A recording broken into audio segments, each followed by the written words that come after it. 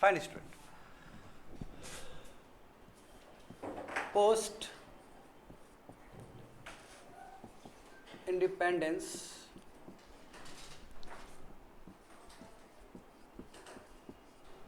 Developments.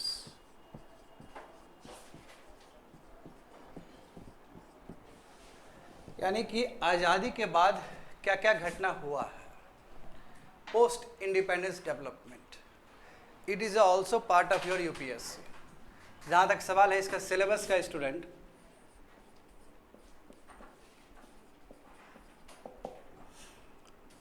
तो पहले prelims perspective से देखते हैं। प्रीलिम्स में देखोगे तो कह सकते हो history of India and Indian national movement. यदि हिस्ट्री ऑफ इंडिया यानी कि मॉडर्न इंडिया को एक्स्ट्रापोलेट किया जाए तो बिल्कुल it falls under your post independence development. Post independence development is also a part of your modern India. कैसे? क्योंकि मॉडर्न इंडिया जो है, मॉडर्न इंडिया स्टार्ट कहाँ से हुआ? 1707 से with the death of Aurangzeb, और कहाँ खत्म होता है ये? With the death of Nehru ji, 1964। This period from 1707 to 1964 is termed as modern India, जो भी इवेंट हुआ है। समझ गए? तो जो हिस्ट्री है भारत का उसको थोड़ा एक्स्ट्रापोलेट किया जाए इंडिपेंडेंस के बाद तो it comes under your post independence development. Number 1। Prelims में देखोगे topic polity and governance.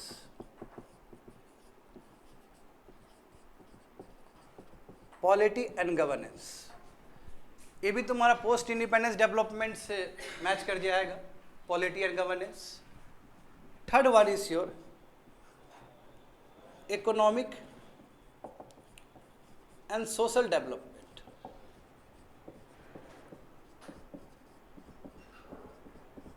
Economic and social development हुआ है जो भारत में, उससे भी कहीं ना कहीं पोस्ट इंडिपेंडेंस डेवलपमेंट मैच कर जाएगा। तो ये प्रीलिम्स का सिलेबस है, यानी कि पोस्ट इंडिपेंडेंट डेवलपमेंट प्रीलिम्स का भी हिस्सा है। समझे? प्रीलिम्स का भी हिस्सा है, डायरेक्टली वहाँ बोला नहीं गया है, बट ये जो वर्ड है ये काफ़ी हद तक गवाह रखता है इस बात को कि यस, कि पोस्ट इंडिपेंडेंस डेवलपमेंट पॉलिटी और गवर्नेंस के अंदर भी है और इकोनॉमिक एंड सोशल डेवलपमेंट के अंदर भी आता है। प्रीलिम्स का केस बता रहा हूँ। जहाँ तक सवाल है मेंस का, तो मेंस देखो, मेंस में तो डायरेक्ट दिया गया है, लिखा है वहाँ पे GS1 पेपर में। यदि GS1 पेपर 1 देखोगे आप लोग तो उसमें लिखा गया है post independence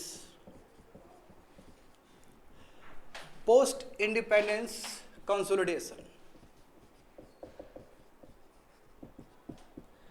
and reorganisation.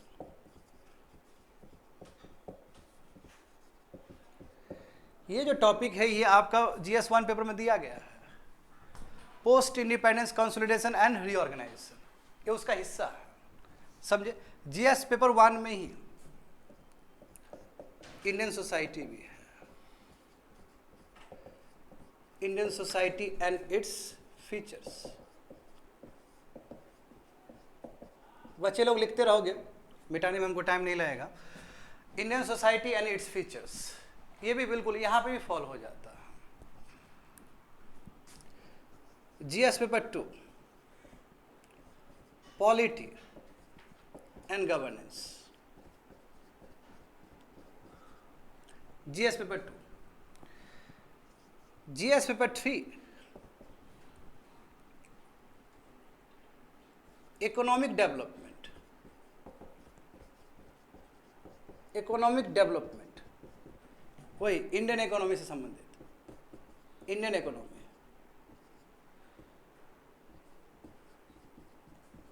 Indian economy, हाँ, इसमें देखोगे रिसोर्सेस, हाँ, mobilization of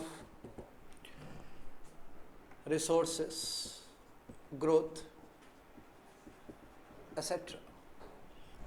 तो कहने का मतलब जीएस पेपर 3 में भी है ये बात, समझे। यदि मैं जीएस पेपर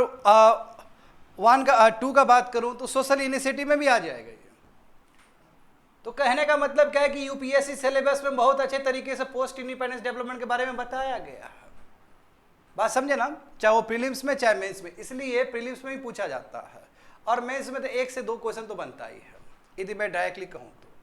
और इनडायरेक्टली कहूँ तो बहुत ज़्यादा बनेगा, क्योंकि कहीं से भी आप रिलेट कर सकते हो चीज़ों को। और जहाँ तक सवाल है ऐसे का और एथिक्स में, बिल्कुल वहाँ पे भी इनडायरेक्टली इसका एप्लीकेशन है। यानी कि एक ऐसा ये विषय है जो हर सब्जेक्ट को, हर टॉपिक्स को आप कवर कर देगा, चाहे जीएस 1 हो, 2 हो, 3 हो, 4 हो, ऐसे हो। एंड आपका ऑप्शनल भी हो सकता है, डिपेंड करता है किस तरह का ऑप्शनल है आपका। यदि ऑप्शनल मान लो कि सोशोलॉजी है तो वहाँ कनेक्ट कर जाएगा इंडियन सोसाइटी से। यदि आपका मान लो कि फिलोसॉफी है तो वहाँ से कनेक्ट कर जाएगा। यदि मान लो कि इंडियन हिस्ट्री है तो वो इंडियन हिस्ट्री का ही हिस्सा है। तो even it connects with your optional also. समझ गए ना, ये तो आपका सिलेबस हो गया, यूपीएससी का सिलेबस हो गया। अब हम लोग देखेंगे कि क्या क्या टॉपिक्स पोस्ट इंडिपेंडेंस डेवलपमेंट के अंदर कवर करना है।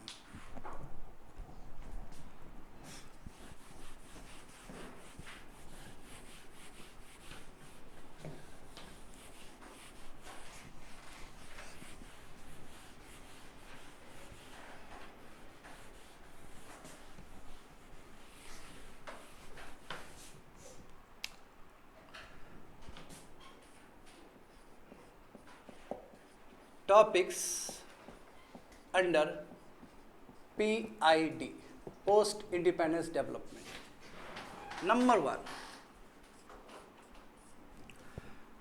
One, transfer of power. Transfer of power, independence,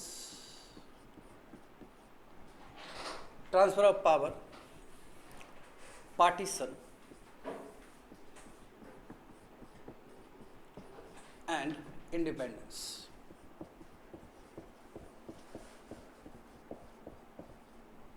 First topic। Second topic,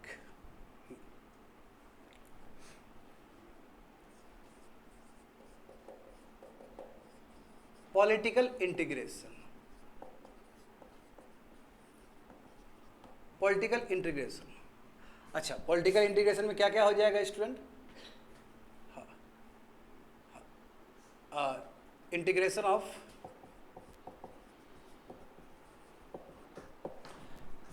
of princely state. कैसे प्रिंसली स्टेट्स भारत का हिस्सा बना है,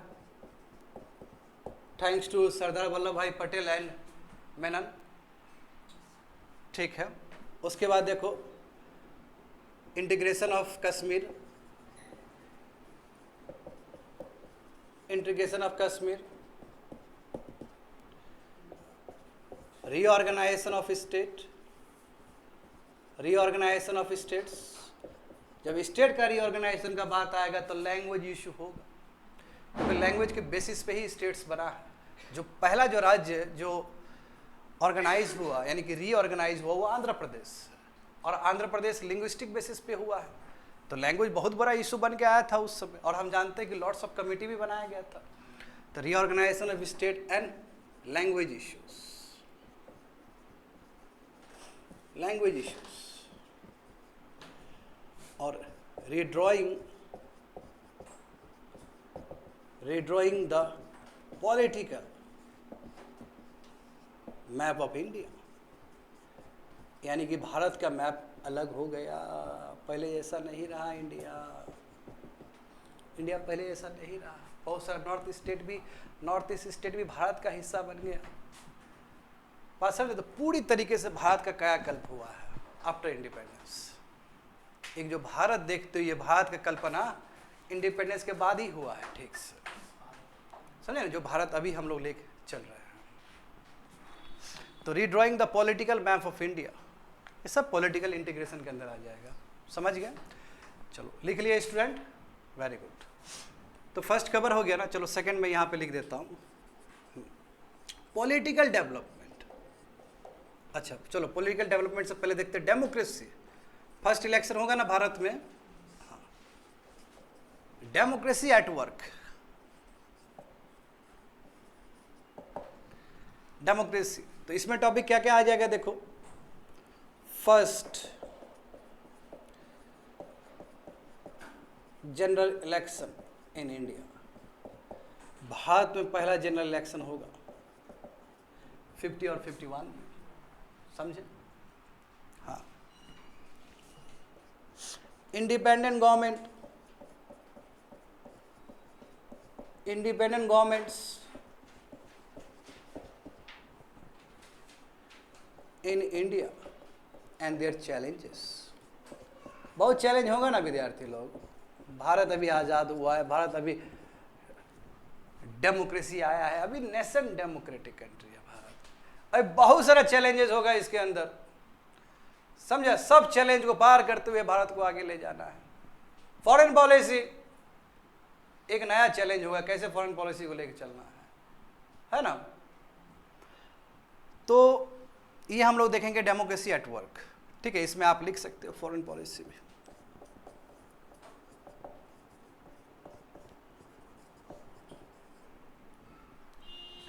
ये डेमोक्रेसी एट वर्क, इसको लिख लो।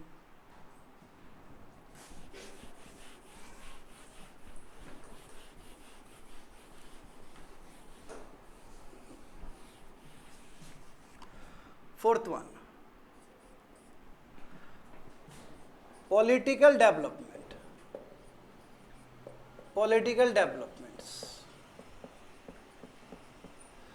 पॉलिटिकल डेवलपमेंट्स एंड गवर्नेंस, या गवर्नेंस एंड पॉलिटिकल डेवलपमेंट भी बोल सकते हो।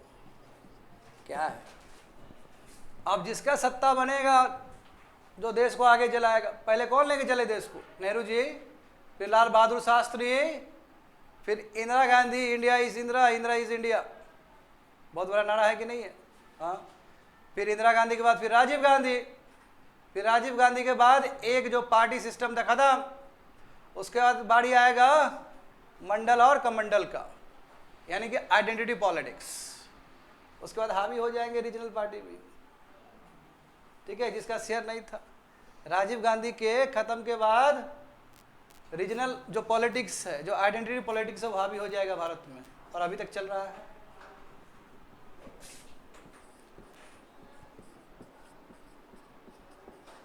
Nehru ji and his contribution. अब जब नेहरू जी का बात कर रहे हैं और हम इनके कंट्रीब्यूशन का बात कर रहे थे, इनका कंट्रीब्यूशन हर एक क्षेत्र में होगा स्टूडेंट। टेक्नोलॉजिकल फील्ड में होगा, इकोनॉमिक फील्ड में होगा।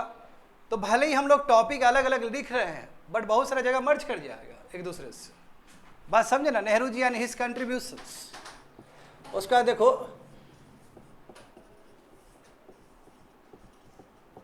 लाल Bahadur Shastri and his contribution, his contribution. Indira Gandhi, Indira Gandhi, her contribution and issues also emergency, बहुत बड़ा issue. Lal Bahadur Shastri, green revolution, starting point.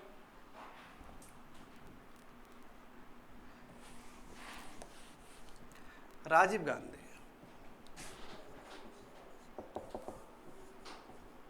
अच्छा, राजीव गांधी जी का कंट्रीब्यूशन है कि नहीं है बताओ? बिल्कुल। गांधी इनका राजीव गांधी का कंट्रीब्यूशन है टेक्नोलॉजिकल फील्ड में, सुपर कंप्यूटर, है ना। Rajiv Gandhi and his contribution. Challenge भी देखेंगे, बहुत बड़ा चैलेंज है इनका, बहुत बड़ा चैलेंज है। उसके बाद देखो, end of one party dominance, खत्म हो गया वन पार्टी का डोमिनेंस, बहुत हो गया। अब राइज होगा, राइज ऑफ आइडेंटिटी पॉलिटिक्स, और पॉलिटिक्स दूसरे तरीके से होगा इंडिया में, और ये पॉलिटिक्स अभी तक हावी है, समझे। Rise of identity politics.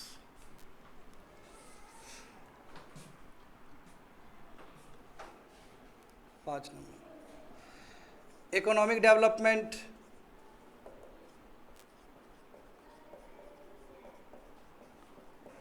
Economic developments उसमें देखो प्लानिंग कमीशन, बिल्कुल नेहरू जी से रिलेटेड। तो वही मैं कह रहा हूँ कि भले ही मैं अलग अलग लिखा रहा हूँ, इंटीग्रेटेड है एक दूसरे से, बात समझे। प्लानिंग कमीशन,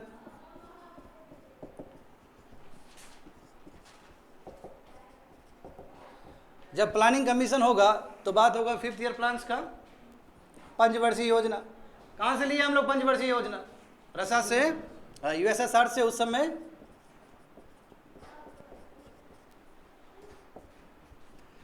हाँ, लैंड रिफॉर्म्स, भूदान मूवमेंट, आचार्य विनोबा भावे, लैंड रिफॉर्म्स। तुम लोगों को नहीं लग रहा क्या पेपर 3 से मैच कर रहा है, जीएस3 से? हाँ, लैंड रिफॉर्म्स, एग्रीकल्चरल रिफॉर्म्स, होगा ग्रीन रेवोल्यूशन, हाँ होगा, operation white flood, operation flood, Verghese Kurien, उसी समय का पीरियड का बात है, एसेट्रा, पॉवर्टी इश्यूज। ये हो गया इकोनॉमिक डेवलपमेंट। चलो,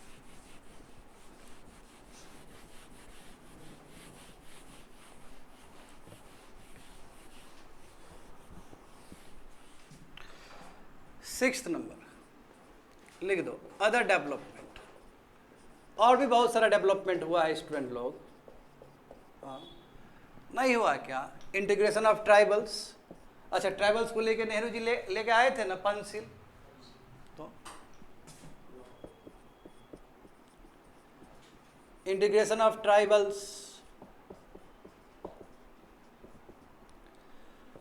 एनवायरमेंटल मूवमेंट हुआ है, चिपको आंदोलन, अपिको आंदोलन,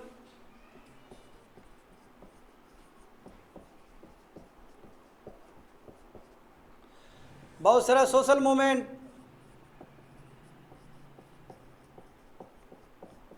नक्सलाइट मूवमेंट,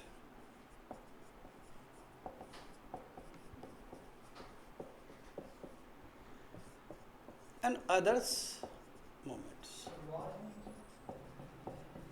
क्या बोले? युद्ध हो जाएगा जब हम लोग बात कर रहे हैं पॉलिटिकल डेवलपमेंट्स में, तो वहां पे कवर कर देंगे हम लोग, समझे ना। अदर मूवमेंट्स, और भी मूवमेंट हो सकता है। हाँ, हम लोग जैसे ही हम लोग लेक्चर शुरू करेंगे हर चीज़ आ जाएगा उसी के अंदर, दोनों बड़ी कोई चीज़ छोड़ेंगे नहीं हम लोग। तो ये आपका ब्रॉड सिलेबस रहा है कि यहाँ से आपको तैयारी करना है पोस्ट इंडिपेंडेंस डेवलपमेंट, समझ गए ना। तो स्टार्ट करते हैं हम लोग, transfer, partition and independence. Word को समझो बच्चे लोग, उसी क्रोनोलॉजी में वर्ड को लिखा गया है, कुछ मतलब है। यानी कि भारत आजाद होगा, भारत आजाद होने से पहले भारत का 2 टुकड़ा होगा, उसके बाद भारत आजाद होगा, ऐसे आजाद नहीं होने वाला है। तो इस चीज को हम लोग समझेंगे 2 क्लास में। सबसे पहले से ये बोलना चाहूंगा, इस चीज को 2 क्लास में समझेंगे। आज क्लास में हम लोग समझेंगे क्यों 15 अगस्त ही, क्यों 15 अगस्त 1947 को ही भारत आजाद हुआ, और क्यों पाकिस्तान बना। क्या पाकिस्तान बनने से हम लोग रोक नहीं सकते थे क्या? ऐसा क्या परिस्थिति डेवलप्ड हो गया जिसकी वजह से पाकिस्तान बनना पड़ा? क्योंकि कैबिनेट मिशन जो कि 1946 में आया था, वहां पे भी पाकिस्तान का कहीं जिक्र नहीं है। यानी कि भारत आजाद हुआ 1947 में, 1 साल पहले जो आया ब्रिटिश गवर्नमेंट से, और वहां पे पाकिस्तान को रिजेक्ट कर दिया गया है। तो पाकिस्तान बना कैसे फिर? सवाल ये है, समझे। तो बहुत सारा कारण है पाकिस्तान बनने का। तो let's start with the first topic.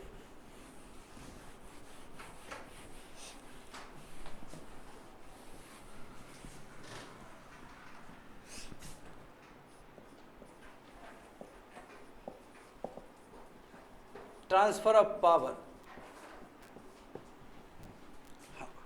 अच्छा, ट्रांसफर ऑफ पावर, पार्टीशन, उसके बाद क्या इंडिपेंडेंस है। अब कॉमा लगा के और लिख दो, एंड लगा के लिख दो स्टूडेंट। कहने का मतलब ये transfer of power, partition, independence और यहाँ पे थोड़ा सा एक्स्ट्रापोलेट करके लिख दो फॉर्मेशन ऑफ, ये लिख दो, ये जरूरी है, ये पॉलिटी को डायरेक्ट कनेक्ट करेगा। फॉर्मेशन ऑफ कॉन्स्टिट्यूएंट असेंबली लिखो, बहुत जरूरी है ये, कॉन्स्टिट्यूएंट असेंबली वहाँ पे लिख दो। कि फर्स्ट टॉपिक ये लेने वाले हैं, क्योंकि कॉन्स्टिट्यूएंट असेंबली बनेगा तभी हमारा संविधान बनेगा, ठीक है ना। चलो, तो सबसे पहला सवाल ये है, ट्रांसफर ऑफ पावर। अच्छा, पावर ट्रांसफर कर दिया भारत को। अच्छा, यानी कि पावर ट्रांसफर होने का मतलब क्या, आज़ादी मिलना। तो 15 अगस्त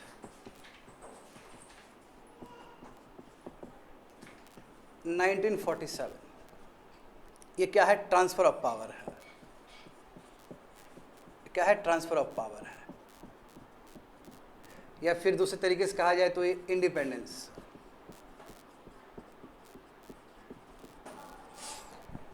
तो देखो यहां से 2-3 सवाल उठते हैं और वही 2-3 सवाल को इस क्लास में हम लोग तलाशेंगे।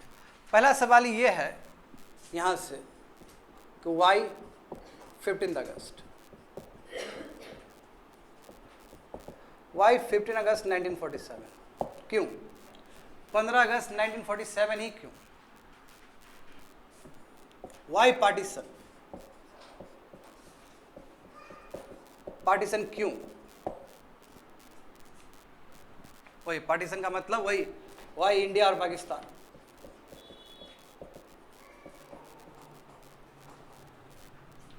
एंड जब बात था कि ट्रांसफर ऑफ पावर, बताओ क्लेमेंट एटली उसने स्टेटमेंट दिया था फरवरी 1947 को कि हम ट्रांसफर ऑफ पावर जून 1948 तक कर देंगे।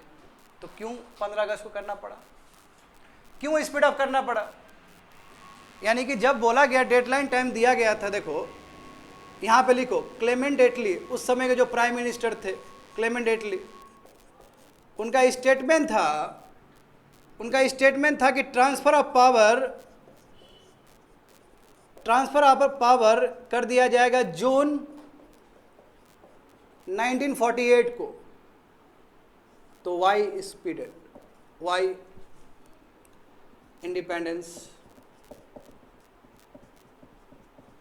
स्पीडेड अप, क्यों तेजी से इंडिपेंडेंस दिया गया, ये भी एक सवाल है।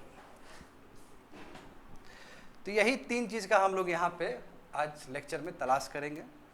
15 अगस्त 1947 का, और देखो तीनों ही एक दूसरे से संबंधित है, नहीं देखो तो क्यों 15 अगस्त 1947 को ही भारत को आज़ादी मिला, जबकि रियल ट्रांसफर ऑफ पावर जून 1948 को मिलने वाला था, क्यों आगे दिया उसने,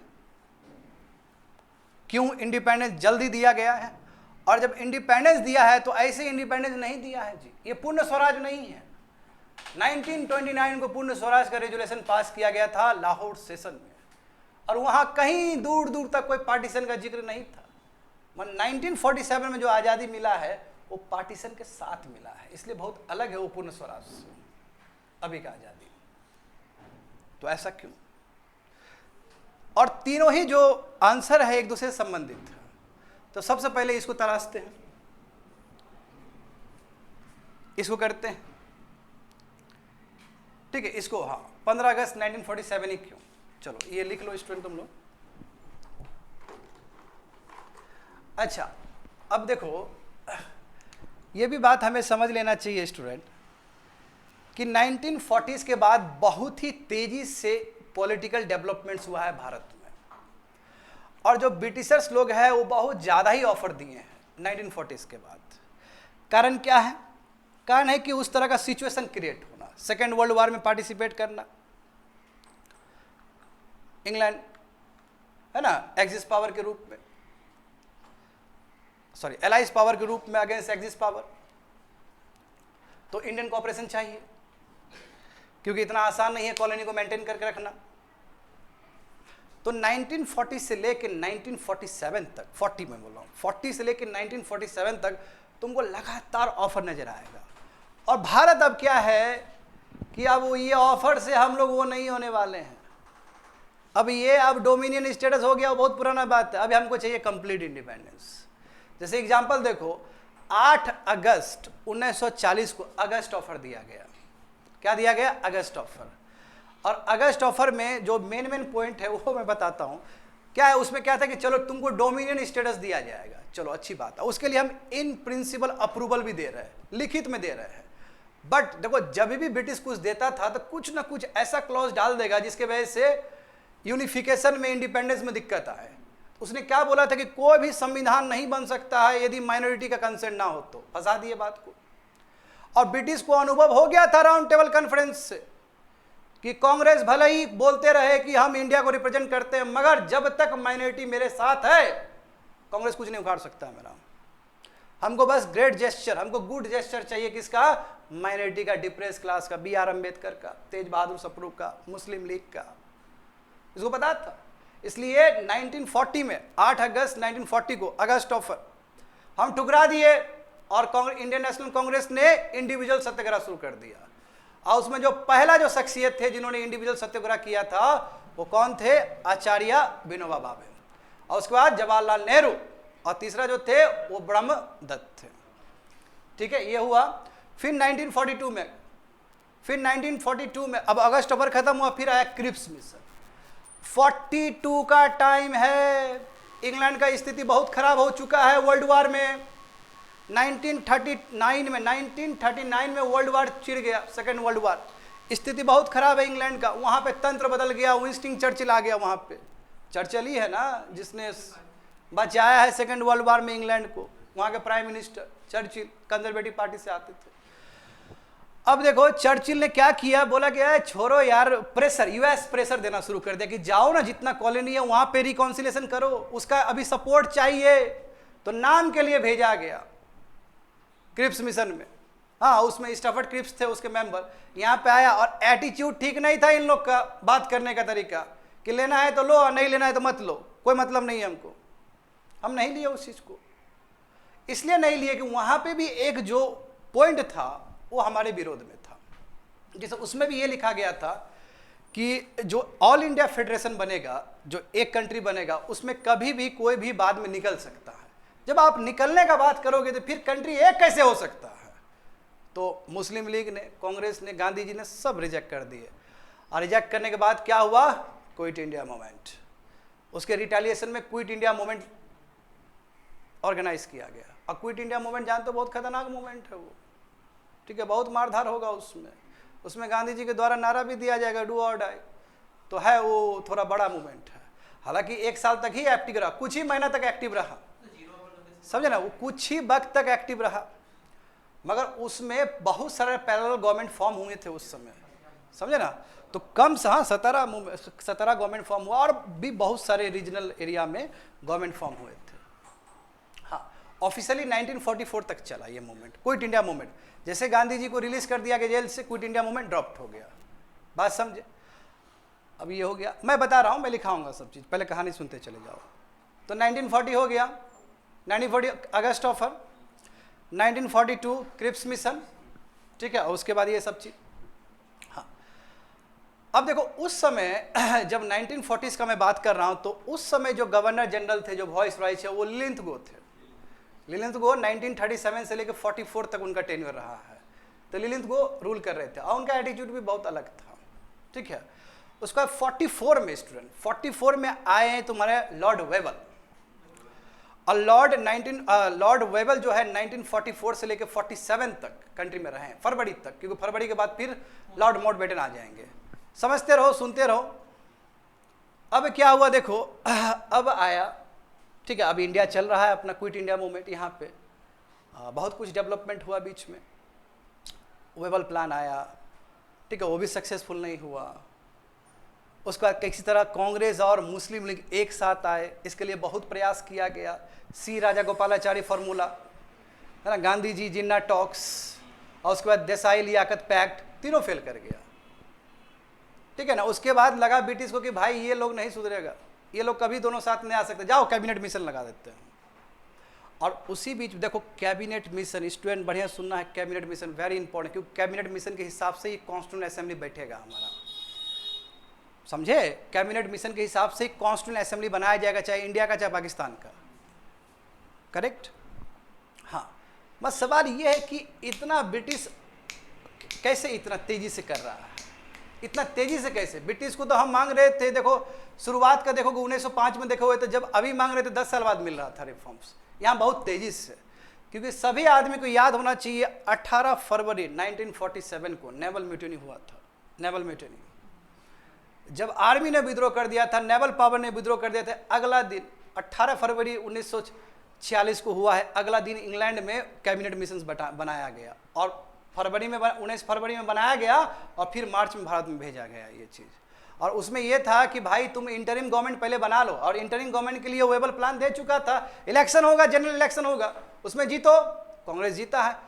इस समय मुस्लिम लीग को भी बहुत अच्छा सीट मिला है, यहीं से तय हो गया कि इंडिया पाकिस्तान जाएगा, बनेगा ही, क्योंकि मुस्लिम लीग है वो 75% मुस्लिम वोट को बटोरने में काबिल रहा। तो एक तरह से वो रेफरेंडम है कि पाकिस्तान आगे बनने जा रहा है, बात समझे। फिर उसके बाद देखो 1946 का कैबिनेट मिशन। जब कैबिनेट मिशन आया था, कैबिनेट मिशन में भी प्रॉब्लम था, ग्रुपिंग ए, ग्रुपिंग बी, ग्रुपिंग सी, और ये ग्रुपिंग कांग्रेस को पसंद नहीं आया, क्योंकि ये ग्रुपिंग कहीं ना कहीं फिर देश को कमजोर करने का तरीका था। अब मुस्लिम लीग को भी पसंद नहीं आया, क्योंकि उसके इंटरेस्ट के विरोध में था, क्योंकि मुस्लिम लीग बोल रहा था इसको कंपलसरी कर दो, और कांग्रेस बोला था कंपलसरी नहीं होना चाहिए। ये चीज़ को लेकर विवाद, बात समझे, ये चीज़ को लेकर विवाद, करे तो करे क्या। तो इन लोगों को लगा, मुस्लिम लीग को लगा कि कांग्रेस मिनिस्ट्री थोड़ी बनाएगा, कांग्रेस भले ही, अब बताओ कांग्रेस को मिला 57 सीट आउट ऑफ 103। एक सेंट्रल लेजिस्लेटिव असेंबली का चुनाव हुआ, समझा, उसमें 103 सीट में 57 सीट क्लियर मेजोरिटी से जीता है कांग्रेस, इंडियन नेशनल कांग्रेस। जिसको लगा कैबिनेट मिशन रिजेक्ट कर देगा कांग्रेस भी, कांग्रेस चला गया सरकार बनाने के लिए। जैसे ही कांग्रेस सरकार बनाने के लिए चला गया, मुस्लिम लीग ने क्या किया, डायरेक्ट एक्शन डे कर दिया। डायरेक्ट एक्शन डे का मतलब ये देखो, कांग्रेस सरकार बना रहा है, दंगा फसाद, Calcutta mass killing, Noakhali mass killing, UP mass killing, Punjab mass killing, पूरा देश पूरा राइट्स में चला गया। उसके बाद फिर इंटरिम गवर्नमेंट में उसको भी बुलाना पड़ा, मुस्लिम लीग को। मुस्लिम लीग के बहुत सारे मेंबर आए, स्पेशली लियाकत जो फाइनेंस मिनिस्टर बने। तो लियाकत अली जो फाइनेंस मिनिस्टर बना, तो काम नहीं करने दिया, ठीक से काम नहीं करने दिया, डेडलॉक सिचुएशन आ गया अंदर, बात समझ, डेडलॉक सिचुएशन आ गया। और उसके बाद उससे पहले वही कॉन्स्टिट्यूएंट असेंबली बनाया गया, 292 सीट्स में ज़्यादातर कांग्रेस को मिला है, और बोला कि संविधान बनाओ। मगर दिक्कत ये है कि उस समय प्रिंसली स्टेट वाले लोग कोई पार्टिसिपेट नहीं करने गया था वो कॉन्स्टिट्यूएंट असेंबली में। हमारा जो भारत का जो पहला कॉन्स्टिट्यूएंट असेंबली का जो मीटिंग हुआ था वो 9 दिसंबर 1946 को हुआ था, और उस समय 3 दिन के लिए जो प्रेसिडेंट थे वो डॉक्टर सचिदानंद सिन्हा थे, और वही यूपीएससी 2024 में पूछा गया है। और उसके बाद 3 दिन बाद 11 दिसंबर 1946 को डॉक्टर राजेंद्र प्रसाद को प्रेसिडेंट के रूप में चुना गया। अब प्रेसिडेंट मतलब होता है उस समय का स्पीकर। और जैसे ही संविधान बन जाएगा, संविधान कंप्लीट हो जाएगा, उसके बाद वो जो प्रेसिडेंट थे वहाँ के, यानी कि वहाँ के जो स्पीकर है कॉन्स्टिट्यूएंट असेंबली के, वही भारत के प्रेसिडेंट बन जाएंगे। इसलिए जब भारत आज़ाद हुआ, भारत जब रिपब्लिक बना, स्पेशली जब रिपब्लिक बना 26 जनवरी 1950, उसके बाद प्रेसिडेंट वाला कॉन्सेप्ट आया है, और राजेंद्र प्रसाद बाय डिफॉल्ट पहला प्रेसिडेंट बने भारत का। तो ये एक डेवलपमेंट है, और इस डेवलपमेंट में हमें समझना है कि 1940 से लेके 1947 तक बहुत तेजी से पॉलिटिकल इवेंट्स हुए हैं, समझे ना, बिल्कुल। तो पहले इसको समझते हैं student.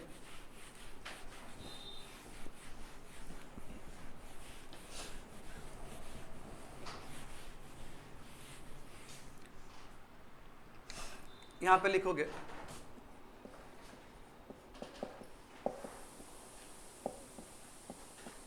political developments during 1940s in India, in the British India लिखो, ज़्यादा बेटर है, in the British India, ठीक है। देखो अगस्त ऑफर, अगस्त ऑफर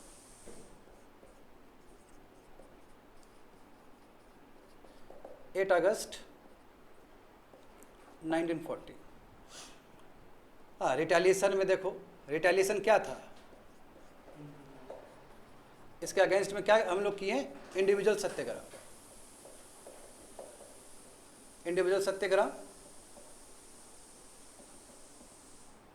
उसमें लिख दोगे विनोबा भावे, पंडित नेहरू और ब्रह्मदत्त। ठीक है, उसके बाद क्रिप्स मिशन,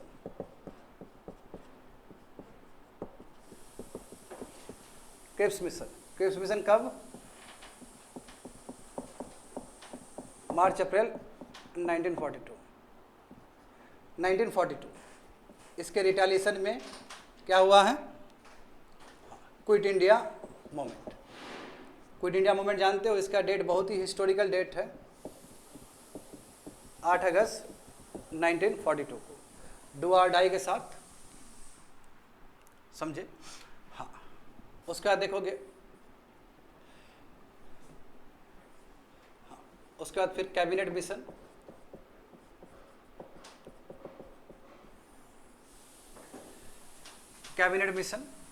हाँ, बीच में वेबल प्लान भी था, बट वेबल जो ब्रेकडाउन वेबल प्लान है उसको सुपरसीड कर दिया था कैबिनेट मिशन, समझे? इसलिए हम कैबिनेट मिशन डायरेक्ट लिख रहे हैं। कैबिनेट मिशन 1946, मार्च लिख दो, मार्च 1956। इस बीच में देखो बच्चे लोग, नेवल म्यूटिनी, कैबिनेट मिशंस के बाद देखो डिकी बर्ड प्लान जानते हो ना? हाँ, डिकी बर्ड प्लान का मतलब माउंटबेटन का प्लान, माउंटबेटन का प्लान, ठीक है। अब माउंटबेटन का प्लान क्या था? जून का प्लान था ना, जून 1947 का, ठीक है। जुलाई में देखो, जुलाई में इंडिपेंडेंस एक्ट पास हुआ, जुलाई में इंडिपेंडेंस एक्ट पास हुआ और 15 अगस्त को भारत को आज़ादी मिल गया, इंडिपेंडेंस मिल गया। तो ये पॉलिटिकल डेवलपमेंट्स, समझे? ये पॉलिटिकल डेवलपमेंट्स देखो, इसमें हमें ये समझना होगा कि अगस्त ऑफर के टाइम में जो वॉइस रॉय थे वो लिंथगो थे, क्रिप्स मिशन के टाइम में भी लिंथगो थे, कैबिनेट मिशन के टाइम में जो वॉइस रॉय थे वो कौन थे? वेबल थे, लॉर्ड वेबल। और ये डिकी बर्ड तो खुद ही अपने आप में माउंटबेटन क्या है? वॉइस रॉय है, ये वॉइस रॉय है। तो कह सकते हो कि 1940s के बाद आज़ादी तक 3 वॉइस रॉय का इन्वॉल्वमेंट है भारत में, समझे? और मैं 40s का ही बात कर रहा हूँ, मैं पीछे भी जाकर बात कर सकता हूँ, मगर मुझे 40s का बताना है कि बहुत तेज़ी से डेवलपमेंट हुआ है, ठीक है, समझ गए ना? तो मिला हमें ये इस तरह एक सीक्वेंस से 40s से हमें आगे मिला। हाँ, रिजेक्ट कर दिए, ये भी सब रिजेक्ट। हाँ, डिकी बर्ड प्लान रिजेक्ट नहीं कर पाए क्योंकि जानते हो कि पार्टीशन अब इनएविटेबल है, पार्टीशन तो होना ही है, देश केवल आज़ाद नहीं होगा, 14 अगस्त को पार्टीशन होगा, फिर 15 अगस्त देश आज़ाद होगा, बात समझे? तो ये एक पॉलिटिकल डेवलपमेंट है। अब हम लोग आंसर तलाशते हैं कि इसके आसपास देखो स्टूडेंट, वर्बली में बोल देता हूँ बहुत सारा चीज़, सब यदि लिख सको तो बहुत अच्छी बात है। देखो, बात यदि स्टार्ट होगा तो लॉर्ड इरविन से भी होगा। लॉर्ड इरविन भी बहुत इंपॉर्टेंट पर्सनालिटी है, 1926 से लेकर 31। और लॉर्ड इरविन के टाइम में जानते हो राउंड टेबल कॉन्फ्रेंस हुआ था, फर्स्ट वाला नेहरू रिपोर्ट, हाँ, साइमन कमीशन के विरोध में नेहरू रिपोर्ट, ठीक है, आस्ते आस्ते याद करो। फिर उसके बाद हाँ, CDM का फेज 1 स्टार्ट होना, पहला फेज स्टार्ट होना लॉर्ड इरविन के टाइम में ही हुआ था। फिर दूसरा बात करते हैं हम लोग Lord Wellington.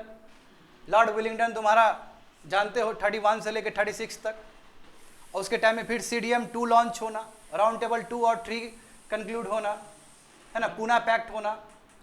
Yes, very very important, government of India act 1935 के द्वारा इलेक्शन होना 1937 में। वो इलेक्शन बहुत ही इंपॉर्टेंट इलेक्शन है इंडिया पाकिस्तान के कॉन्टेक्स्ट में भी, सही बात है ना?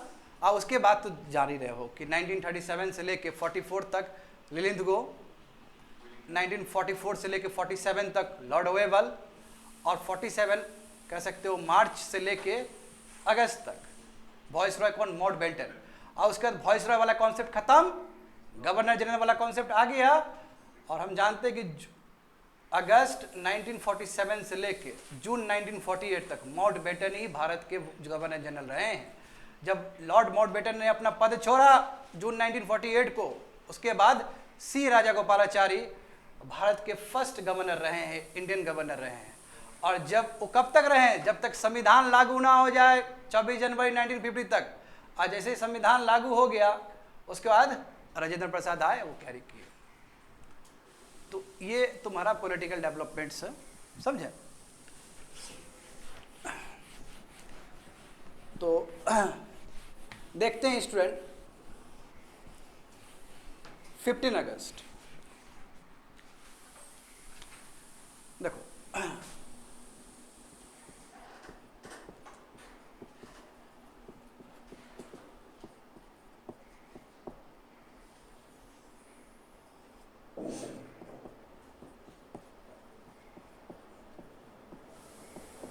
Transfer of power. वाई 15 अगस्त, बात समझो। देखो, ऑल्दो कह सकते हो कि एटली का, क्लेमेंट एटली का स्टेटमेंट क्या था? क्लेमेंट एटली जो कि जानते हो कौन से पार्टी से आते? Labour party. Labour party. इससे पहले कौन था वहाँ प्राइम मिनिस्टर? हाँ, विंस्टन चर्चिल था। देखो, विंस्टन चर्चिल 2 बार प्राइम मिनिस्टर बना है, इससे पहले भी, इसके बाद में भी। इसका जो टेन्योर था देखोगे ठीक से तो 1945 से लेके 51 तक टेन्योर था। और इससे पहले टेन्योर देखोगे 40 से लेके 45 तक देखोगे तो विंस्टन चर्चिल था। और इसी तरह 1951 से लेके 55 तक देखोगे तो उसमें विंस्टन चर्चिल ही है। यानी कि विंस्टन चर्चिल इसके पहले भी था, इसके बाद में भी था विंस्टन चर्चिल। और विंस्टन चर्चिल किस पार्टी से आता था? Conservative party. वही कंजर्वेटिव पार्टी जिससे ऋषि सुनक भी आते हैं। बात समझे। और अभी जो प्राइम मिनिस्टर है, अभी जो इंग्लैंड का प्राइम मिनिस्टर, क्या नाम है उसका? स्टमर, मिस्टर स्टमर। वो कौन से पार्टी से आते हैं? वो लेबर पार्टी से आते हैं। तो देखो, लेबर पार्टी जैसे सत्ता में आया, उसको लगा कि नो, जल्दी छोड़ देना चाहिए कॉलोनी। क्योंकि बात यह है कि कॉलोनी को मेंटेन करना बहुत मुश्किल चीज है। ह्यूज लॉस हो चुका है, समझे ना। हाँ देखो, यहाँ पे लिखो reason, huge losses in world war 2। Huge losses इसलिए financially unviable to maintain colonies. यानी कि कॉलोनीज को मेंटेन करना बहुत मुश्किल है, क्योंकि ह्यूज लॉस हुआ है। आखिर भले ही वो विक्टर पावर हो, मगर लॉस तो हुआ है। दूसरी बात है कि इंग्लैंड ग्रेट डिप्रेशन से गुजर रहा था उस समय। यानी कि बहुत ही आर्थिक तंगी था, ग्रेट डिप्रेशन से गुजर रहा था। यानी कि inflation too much, inflation very high, unemployment very high. वहाँ के जो लोग थे ना, यहाँ पे स्टिकर चिपका के घूम रहे थे कि हमको जॉब दो, हमको जॉब दो। ये स्थिति था उस कंट्री में, जबकि इंडस्ट्रियल कंट्री है वो। समझे, ये हो गया। उसके बाद देखो, great famine in India, Calcutta वाला जो फेमिन आया था, हाँ वही बंगाल वाला जो फेमिन था, ग्रेट फेमिन इन बंगाल। इसके ऊपर शशि थरूर ने बहुत अच्छा कहा है 2015 और 16 में, कि जब ग्रेट फेमिन आया था तो उस समय जो प्राइम मिनिस्टर थे वो विंस्टन चर्चिल, वो बहुत इंडिफरेंट था, उसको कोई सिंपैथी नहीं था यहाँ के लोगों को लेकर। और जितना भी अनाज था सब वो मिलिट्री के लिए डाइवर्ट कर रहा था।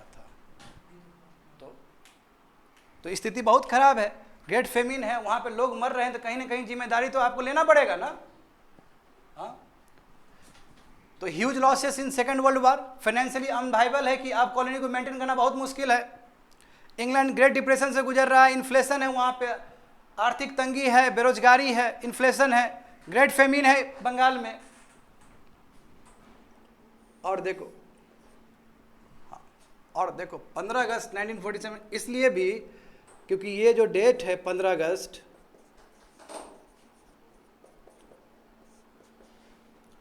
ये क्या है? सरेंडर ऑफ जापानीज फोर्स, जो जापानीज फोर्स है इसी तारीख को सरेंडर किया था। तो जापानीज फोर्स ने कब सरेंडर किया था? 15 अगस्त 1945 को किया था। तो इसका जो सेकेंड एनिवर्सरी है, कह सकते हो ये सेकेंड एनिवर्सरी होता है ये। तो 15 अगस्त 1947 को भारत को आज़ादी मिला है, वो एक्चुअली सेकेंड एनिवर्सरी मना रहा था। क्यों? क्योंकि इसी दिन 2 साल पहले जापानीज फोर्स ने सरेंडर किया था। समझे ना? किसको सरेंडर किया था? एलाइज पावर को। क्योंकि हम जानते हैं कि ये जो वर्ल्ड वार है, ये वर्ल्ड वार 2 किसके बीच में लड़ा जा रहा है? Allies versus axis. और एलाइज पावर में इंग्लैंड सब आता है, इंग्लैंड, फ्रांस, रसा, यूएसए। समझे? तो ये एक्चुअली में देखो 15 अगस्त 1947 एक्चुअली ये एनिवर्सरी है, सेकेंड एनिवर्सरी है। क्योंकि हिरोशिमा और नागासाकी में जब बम फूटा तब जाके जापानीज ने सरेंडर किया है।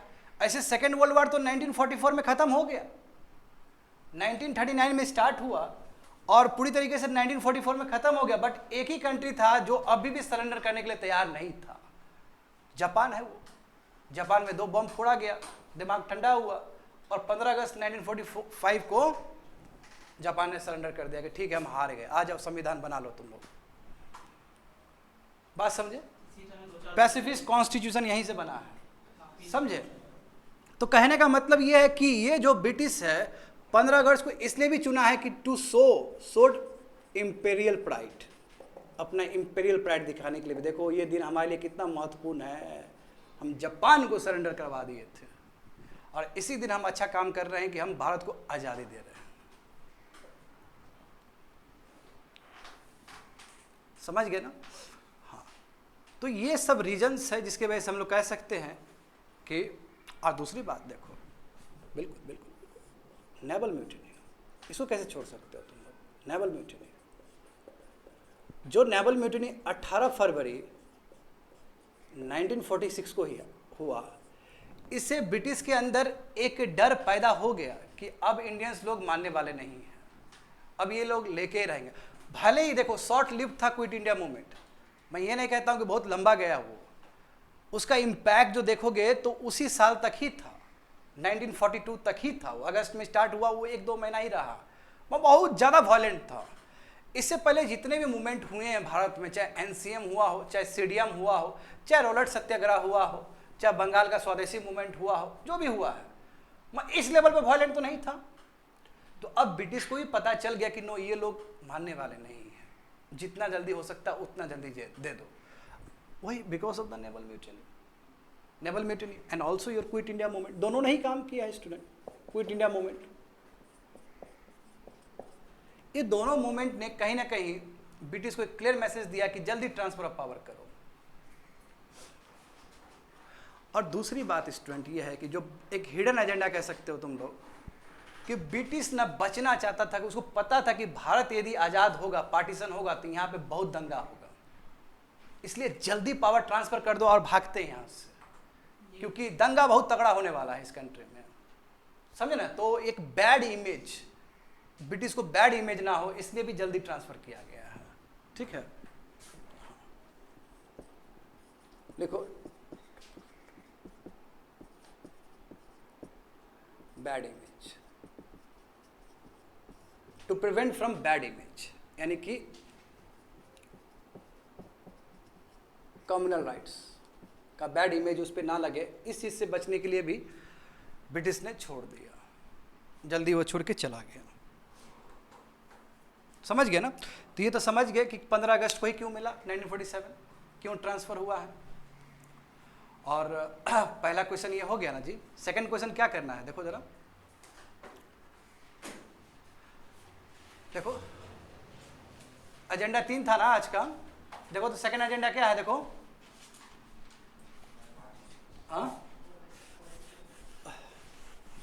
तुम पार्टीशन, और दूसरा बताओ ना, ये हो गया ना, पहला और दूसरा इसी में बन गया ना। हाँ वही मैं बोलना चाह रहा हूँ, पहला और दूसरा वाला जो टॉपिक था इसी में कवर हो गया, समझे ना? उस दोनों कवर हो गया उसी में। अब हम लोग बात करेंगे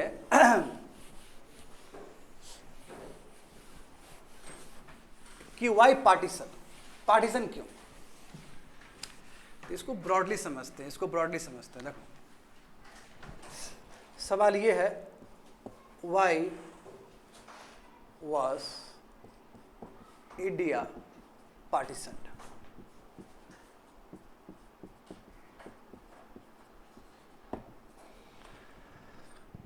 भारत का दो टुकड़ा क्यों हुआ?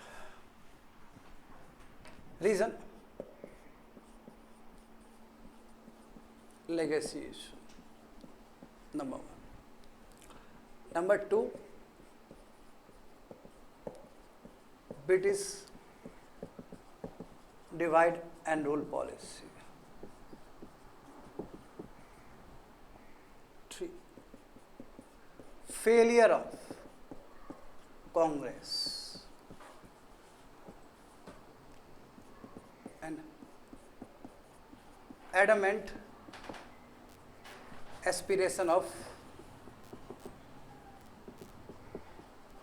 Muhammad Ali Jinnah and Muslim League।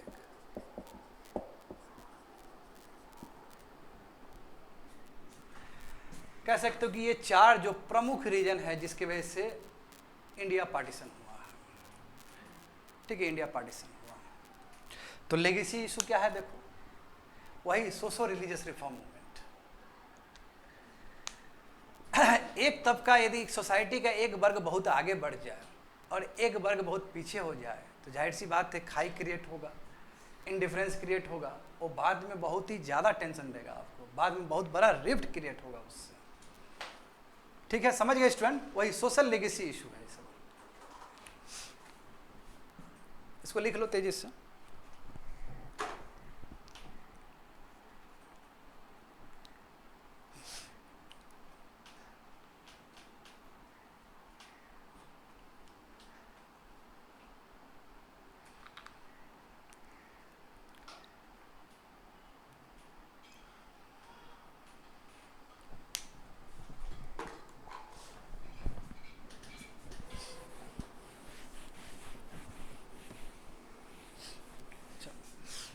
पहले देखते हैं नंबर 1, लेगेसी इशू।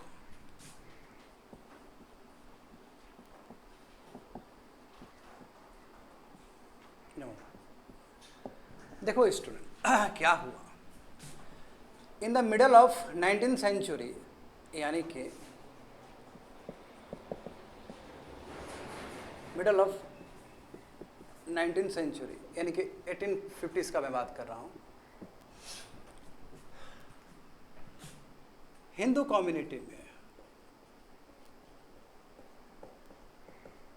कम्युनिटी में सोशियो रिलीजियस रिफॉर्म मूवमेंट हुआ। हाँ, सोशियो रिलीजियस रिफॉर्म मूवमेंट हुआ, जिसको हम लोग शॉर्ट में कह सकते हैं SRRM हुआ। और इसमें देखो दोनों ही था। अच्छी बात है कि भारत में जो हिंदू में जो सोशो रिलीजियस रिफॉर्म मूवमेंट हुआ वो रिवाइवलिस्ट भी है, रिफॉर्मिस्ट भी है। यानी कि वेद को फिर लाने का बात भी है और साथ में वेस्टर्न एजुकेशन को भी लाने का बात है। ये हिंदू कम्युनिटी में हुआ है, यानी कि ये रिफॉर्मिस्ट भी है, रिवाइवलिस्ट भी है और रिवाइवलिस्ट भी है, दोनों टाइप का हुआ है। रिवाइवलिस्ट भी है, रिवाइवल, हाँ रिवाइवलिस्ट भी है। जैसे एग्जाम्पल देखो, राजा राम मोहन रॉय, केसी सेन, ईश्वर चंद्र विद्यासागर।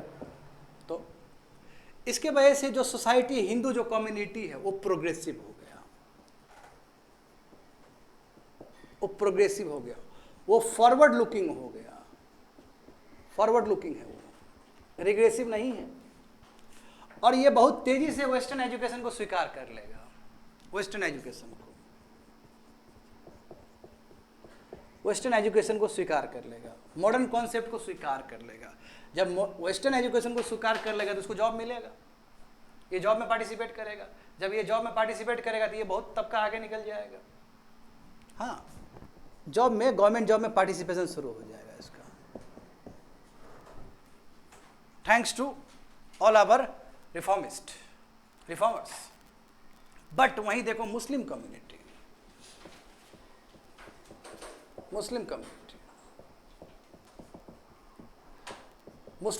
में भी सोशियो रिलीजियस रिफॉर्म मूवमेंट हुआ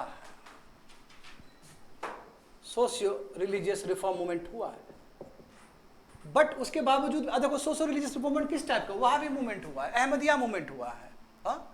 तो वहाबी मूवमेंट तो बात है कि इस्लाम को फिर से रीस्टैब्लिश करने का बात था, और अहमदिया मूवमेंट में भी वही बात था कि जो कुरान को गलत तरीके से इंटरप्रेट किया गया फिर से प्योर करना। चाहे वहाबी मूवमेंट का देखो जो कि सैयद अहमद बरेलवी ने किया था, और तुम अहमदिया मूवमेंट देखो जो कि मिर्जा गुलाब ने किया था, ऐसे गुलाब अहमद कुछ करके उन्होंने किया था। तो ये सब रिग्रेसिव है, समझे, चाहे वहाबी मूवमेंट हो चाहे अहमदिया मूवमेंट हो।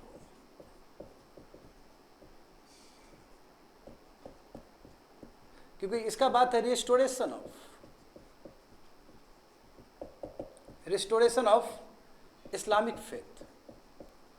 इस्लामिक फेथ को रिस्टोर करने का बात था। जाहिर सी बात है तो रिग्रेसिव है ये, वेस्टर्न एजुकेशन के विरोध में काम कर रहा था। बताओ, अहमदिया मूवमेंट में तो वेस्टर्न एजुकेशन का विरोध भी किया गया। हाँ, कि वेस्टर्न कॉन्सेप्ट नहीं लेना है, हमें मॉडर्न चीज़ नहीं पढ़ना, क्योंकि जितना मॉडर्न पढ़ेंगे उतना ही हम अपने रिलीजन से दूर हो जाएंगे। तो वेस्टर्न एजुकेशन के विरोध में था ये, अगेंस्ट वेस्टर्न एजुकेशन। जब वेस्टर्न एजुकेशन के विरोध में होगा स्टूडेंट तो क्या होंगे, रिग्रेसिव भी होंगे। तो क्या ये लोग जॉब पार्टिसिपेट कर पाएंगे? नहीं कर पाएंगे, बहुत कम लोग होंगे। तो एक खाई तो क्रिएट हुआ। हाउएवर कुछ मुस्लिम कम्युनिटी के भी धुरंधर लोग थे, सर सैयद अहमद खान है ना, अब्दुल लतीफ़ तो थे, मगर वो कितने कम थे। सवाल ये है, हम जब हिंदू कम्युनिटी का बात करते थे, हिंदू कम्युनिटी में एक से एक रिफॉर्मिस्ट हुए हैं, सैकड़ों नाम है। मगर जब हम मुस्लिम कम्युनिटी का बात करते तो बहुत कम लोग हैं। हाँ, कुछ एफर्ट डाला है, इसमें कोई शक नहीं है। Some efforts, some true efforts कह सकते हो, सम जेन्युइन एफर्ट्स किन्हीं ने डाला है मुस्लिम कम्युनिटी में। तो वो तुम्हारा सैयद अहमद खान है, हाँ, और तुम्हारा अब्दुल लतीफ़। हाँ बिल्कुल, जो मोहम्मद ओरिएंटल जो कॉलेज है इन्होंने ही बनाया था, सर सैयद अहमद खान ने बनाया था, है ना, बिल्कुल। और वही बाद में अलीगढ़ मुस्लिम यूनिवर्सिटी बना है। हाँ, अब्दुल लतीफ़ ने भी साइंस एंड टेक्नोलॉजी पे काम किया, बट कितना कम। तो देखो क्या हुआ, तो इसका मतलब क्या हो गया, जॉब पार्टिसिपेशन नहीं होगा, जॉब पार्टिसिपेशन। अब ये दोनों के बीच में समझ रहे हो कितना बड़ा गैप हुआ, तो एक बहुत बड़ा डिफरेंस क्रिएट होगा। और आने वाले समय में ये डिफरेंस तुमको दिखेगा, हिंदू और मुस्लिम का अंतर दिखेगा। क्योंकि हिंदू पढ़ लिख के बहुत आगे निकल गया, अब मुसलमान पीछे रह गया, तो जाहिर सी बात है कन्फ्लिक्ट होगा।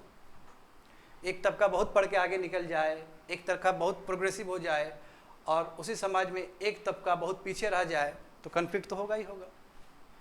तो ये लेगेसी इशू है, समझे। और इसको बहुत अच्छे से ब्रिटिश यूज़ करेगा, क्योंकि ब्रिटिश का काम क्या है, डिवाइड एंड रूल, फूट डालो राज करो। इनफैक्ट ये देखो, ये जो आदमी है सैयद अहमद खान, इन्होंने बहुत अच्छा काम किया मुस्लिम कम्युनिटी के लिए, ठीक है। अब ये आदमी इंडियन नेशनल कांग्रेस बनने से पहले 1885 से पहले या उसी के आसपास बोलते हैं कि हिंदू मुस्लिम दोनों ही बहुत इंपॉर्टेंट कम्युनिटी है भारत के लिए। और 2-3 साल बाद इनका स्वर चेंज हो जाता है, ये कहते हैं कि दोनों साथ नहीं रह सकते हैं। ब्रिटिश ने खेला है इसको। और इनफैक्ट देखो, ये आदमी ने कहा था कि कोई भी मुस्लिम कम्युनिटी ज्वाइन ना करे इंडियन नेशनल कांग्रेस को। उसके बाद भी देखो 1887 में जो इंडियन नेशनल कांग्रेस के जो प्रेसिडेंट बने थे वो बद्रुद्दीन त्याबजी थे, तो मद्रास सेशन में, चेन्नई सेशन में। तो दिक्कत ये था कि देखो कांग्रेस आज, यदि तुम लोग कहते हो कि चलो ठीक है रिलीजन के नाम पे देश बंटवारा हुआ है, सही बात है, रिलीजन के नाम पे ही देश बंटवारा हुआ है, तो मुस्लिम क्यों नहीं गया वहाँ पे? तो उसमें सबसे बड़ा रीज़न है कांग्रेस का कंपोजिशन। क्योंकि कांग्रेस ने कभी भी अपने आप को हिंदू पार्टी नहीं बोला। कांग्रेस बोला कि हम पूरा भारत को रिप्रेजेंट करते हैं, और ये चीज़ कैबिनेट मिशन में भी बात था कि यदि भारत को कोई सोली रिप्रेजेंट करता है तो वो कांग्रेस है, क्योंकि कांग्रेस के अंदर सब तबका आता है। वहाँ मुस्लिम लीग अड़ा रहा कांग्रेस से ये बुलवाने के लिए कि भाई तुम बोल दो, तुम हिंदू का पार्टी है और हम मुस्लिम का पार्टी है। वहाँ कांग्रेस नहीं बोला, और इसका रिजल्ट हमें दिखता है कि 1947 के बाद भी मुसलमान रहा है इंडिया में। इससे भी क्लियर इंडिकेशन है। तो जब भारत आज़ाद हुआ और 1951 सेंसस के हिसाब से 10% जो पॉपुलेशन है इंडिया का वो मुस्लिम है। तो जब भारत आज़ाद हुआ रिलीजन के नाम से ही, तो फिर 10% पॉपुलेशन कैसे हो गया? फिर सवाल ये है। तो इसमें सबसे बड़ा जो कांग्रेस का जो कंपोजिशन था, बताओ, उसी में तुम्हारा अब्दुल गफर खान भी थे, जो बहुत गरियाए हैं गांधी जी को पकड़ के कि हाँ छुरा भोग दिया गया हमारे पीछे से, बलूचिस्तान जाना नहीं, फिर भी हम जबरदस्ती चले गए उधर। मौलाना आज़ाद साहब खुश नहीं थे इस चीज़ को लेके। तो समझ गए ना? तो ये फर्स्ट रीजन है लेगेसी इश्यूज। अब दूसरा इशू देखते हैं स्टूडेंट। देखो दूसरा क्या है इशू? हाँ, ब्रिटिश का डिवाइड एंड रूल पॉलिसी, हर जगह ही नजर आएगा तुमको ब्रिटिश का। अब देखो ब्रिटिश का डिवाइड एंड रूल, अब तुम खुद देख लो ना, सर सैयद अहमद खान है ना, सर सैयद अहमद, इसको भी ब्रिटिश ने यूज किया है, ब्रिटिश ने इसको यूज किया है डिवाइड एंड रूल पॉलिसी के हिसाब से, तभी तो ये भी कॉम्युनल लीडर बन गए। हाँ पहले ठीक थे, ये पहले बहुत ही इनका सेकुलर आउटलुक था। हाँ ये भी कॉम्युनल लीडर बन गए, यानी कि कॉम्युनल स्टैंड ले लिए इन्होंने। तो और ऐसे तो बहुत सारे लीडर हैं। अब देखो यदि मैं बात करूं हिंदू मुस्लिम का, तो 1905 में तुमको बहुत अच्छा नजर आएगा, स्टार्टिंग फ्रॉम 905। देखो 1905 में ये एक छोटा सा इंसिडेंट है कि देखो सर अहमद खान को भी नहीं छोड़ा इन्होंने। 1905 क्या हो बताओ? Partition of Bengal. अब पार्टीशन ऑफ बंगाल का अंदर का रीजन जानते हो ना कि दोनों लाइन पे ही डिवाइड हुआ है बंगाल, लिंग्विस्टिक लाइन पे भी और रिलीजन के नाम पे भी। तो यानी कि लिंग्विस्टिक के नाम पे भी डिवीजन हुआ है और तुम्हारे रिलीजन के नाम पे भी डिवीजन हुआ है। अच्छा याद करो तुम लोग, शिमला डेलीगेशन हुआ था 1906 में। हाँ बिल्कुल, इसको ऐड करो यहाँ पे। 1906 में शिमला डेलीगेशन हुआ। शिमला डेलीगेशन का मतलब है कि आगा खान और जो मुल्क ब्रदर्स, आगा खान और जो मुल्क ब्रदर्स, ये लोग पहुंचे थे शिमला। और उस समय कौन था गवर्नर? वायसरॉय कौन था गवर्नर? हाँ कर्जन चला गया, मिंटो है अभी। मिंटो बोला इसी दिन का तो वेट कर रहे हैं बाबू, आ जाओ देते तुमको लॉलीपॉप। गवर्नर जनरल वही वायसरॉय। और मिंटो को कहा जाता है rightly father of communal electorate. इसने ही कॉन्सेप्ट शुरू किया कि मुसलमान का रिजर्वेशन होगा, जहां मुस्लिम आबादी होगा वहां मुसलमान कैंडिडेट ही उठ सकता है, वही वोट्स कर सकता है उसको। यहीं से गेम पलट गया। तो जब आप लीगल राइट्स दे सकते हो, हाँ बोलो क्या बोल रहे थे? हाँ बिल्कुल बिल्कुल बिल्कुल करेक्ट, इसी के आसपास, बिल्कुल करेक्ट। हाँ हाँ बिल्कुल, इंडियन नेशनल कांग्रेस को भी वो करने के लिए खेला है ब्रिटिश 1887 में, करेक्ट। यहाँ देखो मिंटो फादर ऑफ, क्या कहा था इसको? Father of communal electorate, communal electorate. अब देखो उसके बाद हुआ जानते हो, और जब 1911 में दिल्ली दरबार लगा और कहा गया कि पार्टीशन ऑफ बंगाल को हम फिर खारिज करते हैं, तो मुसलमान लोग को बहुत गुस्सा हो गया, हताश हो गया वो मुसलमान से। अब ये आगे देखो, आगे तुमको हर जगह ही दिखेगा। हाँ तुम 1919 का देख लो, तो ब्रिटिश का ये एक्चुअली 1905 का जो है डिवाइड एंड रूल पॉलिसी, तुम आरटीसी का बात कर लो, तुम आरटीसी राउंड टेबल कॉन्फ्रेंस का बात कर लो, उसमें भी तुमको दिखेगा। और उसमें तो ये बात क्लियर हो गया था कि मुस्लिम माइनॉरिटी को लेकर चलना है, और भी दलित को भी लेकर चलना है, डिप्रेस क्लास को भी लेकर चलना है। तो तुम ये छोड़ दो, आगे बढ़ोगे तो आगे देखोगे तुम वहाँ पे, चाहे जो स्टार्टिंग में बताए थे अगस्त ऑफर हो, हाँ अगस्त ऑफर हो, चाहे क्रिप्स मिशन हो, चाहे कैबिनेट मिशन हो, सब में ही तुमको नजर आएगा। Everywhere you can find the divide and rule policy of British, everywhere. तो केवल ये मुस्लिम ही नहीं, बाद में तो जानते हो डिप्रेस क्लास को भी तोड़ा है इसने, वुमेन को तोड़ा है, लेबर को तोड़ा, लेबर का कॉन्स्टिट्यूएंसी बना दिया। तो ये था ही। और जानते हो हर समय अपीस करता ही था। देखो सबसे बड़ा बात ये है, अब यही ना बना है। और 1913 में ऑल इंडिया मुस्लिम लीग यानी कि मुस्लिम लीग जो है, मुस्लिम लीग को ज्वाइन किया कौन? मोहम्मद अली जिन्ना, मोहम्मद अली जिन्ना। तो मोहम्मद अली जिन्ना ज्वाइन किया। और तुम लोग को याद होना चाहिए स्टूडेंट कि 1916 में लखनऊ पैक्ट हुआ था। लखनऊ पैक्ट, लखनऊ पैक्ट बहुत इंपॉर्टेंट है एक्सट्रीमिस्ट्स और मॉडरेट्स को साथ मिलाने का। हाँ, ये लखनऊ पैक्ट में जो गरम दल और नरम दल जो था, एक्सट्रीमिस्ट और मॉडरेट्स एक साथ आए हैं। इतना ही नहीं, इसमें ये लखनऊ पैक्ट में कांग्रेस देखो कुल्हाड़ी मार लिया अपने पैर पे। कांग्रेस ने रिकॉग्नाइज कर दिया मुस्लिम लीग को। अब बताओ, मुस्लिम लीग को कोई नहीं पहचानता था उससे पहले, अब मुस्लिम लीग को रिकॉग्निशन मिल गया लखनऊ पैक्ट में। तो अब इसके बाद मुस्लिम लीग भी अपना दिखाएगा तेवर। जब हिंदू मुस्लिम को साथ लाया है ना, जैसे मुस्लिम लीग यहाँ रिकॉग्निशन मिला ना, इसलिए बताओ उस समय मोहम्मद अली जिन्ना को कहा गया था ambassador of Hindu Muslim unity by Sarojini Naidu.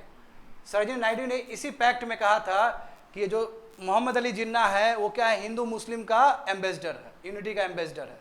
और वही आदमी देखो बाद में पाकिस्तान मांग लिया, अले भी लिया। तो कब क्या रंग बदल जाए। अच्छा, ये जो मुस्लिम लीग का जो रंग बदला है, मोहम्मद अली जिन्ना का जो रंग बदला है, इसमें कांग्रेस का भी दोष है, बहुत बड़ा दोष है। 1937 का जनरल इलेक्शन, वो कहीं ना कहीं बहुत बड़ा खाई क्रिएट किया है। बात समझे? ये समझ में आ गया ना? Everywhere you can find the divide and rule policy. Divide and rule policy यहाँ पे मैंने मुस्लिम को लेके ही बोला है। यदि मैं मॉडरेट्स और एक्सट्रीमिस्ट का बात करूँ तो वहाँ पे भी खेला हूँ कैट एंड स्टिक पॉलिसी। समझ गए ना? अब जो तीसरा और चौथा वाला जो चीज़ है वो एक साथ क्लब करके बताएंगे स्टूडेंट। अब यहाँ घटना समझो, जो घटना सिलसिलेवार तरीके जो घटना हुआ है, खाई कैसे आया? एक तो लेगेसी इशू है पहले से, मुसलमान थोड़ा रिग्रेसिव हो गए, बैकवर्ड लुकिंग हो गए, हिंदू प्रोग्रेसिव हो गया। बात समझे? हाँ, 1960 में लखनऊ पैक्ट में मुस्लिम लीग को भी एक रिकॉग्निशन मिल गया। बात समझे ना? तो अब यहाँ पे समझते हैं हम लोग कि ऐसा क्या घटना हुआ है जहाँ से मुस्लिम लीग ने नफरत करना शुरू कर दिया कांग्रेस से, क्योंकि वो जितना बढ़ेगा उतना ही इंडिया पाकिस्तान का मांग बढ़ना शुरू हो जाएगा। तो याद करो student, government of India act, government of India act 1935 बहुत ही इंपॉर्टेंट एक्ट है। भारत का जो अभी संविधान है उसका 60 से 70% यहीं से लिया गया है। और किसके टाइम में बना था ये बताओ जल्दी से? Lord Wellington. सही बात है ना? हाँ, लॉर्ड वेलिंगटन 35 कौन थे समझे? Lord Wellington. उसके बाद देखो जनरल इलेक्शन हुआ, फर्स्ट जनरल इलेक्शन भारत में कब हुआ? 1937 में हुआ। अब रिजल्ट क्या हुआ इसका? इसका रिजल्ट ये हुआ, कांग्रेस विक्टोरियस। कांग्रेस, वही Indian national Congress, Indian national Congress 6 out of 11 majority, 6 province में मेजोरिटी है इसका। और वो 6 प्रोविंस क्या क्या है बताओ जल्दी से? UP, Bihar, Orissa, central province, UP मतलब यूनाइटेड प्रोविंस, समझे ना? मद्रास और बॉम्बे।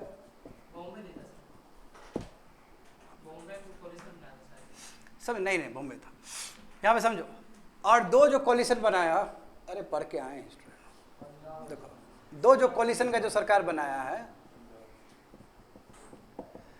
एक नॉर्थ वेस्ट फ्रंटियर प्रोविंस में बनाया है और एक आसाम में बनाया है, समझे? तो कितना हो गया? 6+2 यानी कि 8 जगह पे कांग्रेस का सरकार, क्लियर मेजोरिटी, क्लियर मेजोरिटी ना। हाँ। और जो 3 देखो जो बचा, कौन कौन बचा देखो जरा, रिमेनिंग 3 प्रोविंस, रिमेनिंग जो 3 प्रोविंसेस, बिल्कुल, बंगाल बचा, पंजाब बचा और सिंध बचा। अब देखो ये तीनों जगह पे भी मुस्लिम लीग नहीं जीत पाया। जो हिंदू महासभा या जो हिंदू कम्युनिटी वाले जो पॉलिटिकल ग्रुप थे वो बोल रहे थे कि हमारा हिंदू पे वोट है, मुस्लिम लीग का जो ये जिन्ना लोग बोल रहा था हम मुस्लिम का वोट है हमारे अंदर, कुछ नहीं हुआ, ये जो विचारधारा है धरा का धरा रह गया, खत्म हो गया, वो चीज़ नहीं जीता। यहाँ सब तीनों में रीजनल पार्टी जीता है। हाँ, जहाँ तक पंजाब में यूनियनिस्ट पार्टी था, यहाँ कृषक प्रजा पार्टी समथिंग, और यहाँ पे भी वो रीजनल पार्टी है, तो यहाँ रीजनल पार्टी जीता, यहाँ पे रीजनल पार्टीज वन। अब देखो दिक्कत ये है विद्यार्थी लोग, बात समझो कि जहाँ जहाँ कांग्रेस मेजोरिटी से जीता है, United province, Bihar, Orissa, central province, Madras, Bombay, यहाँ उसने थोड़ा सा भी कंसेशन नहीं दिया मुस्लिम लीग को, बोला दूर रहो। तो ये पसंद नहीं आया मोहम्मद अली जिन्ना को, ये पसंद नहीं आया मुस्लिम लीग को कि साथ ही काम किए थे यार, हम तो कांग्रेस में भी काम किए हैं, तुम हमको दे नहीं रहे हो।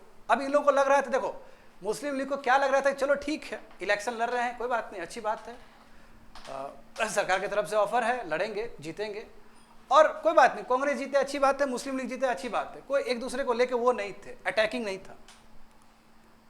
तो इन लोगों को ज़्यादा टेंशन नहीं हुआ था मुस्लिम लीग को कि भी चलो हार गए तो कोई बात नहीं है, अरे भाई अपना भाई है, कांग्रेस दे देगा अपना।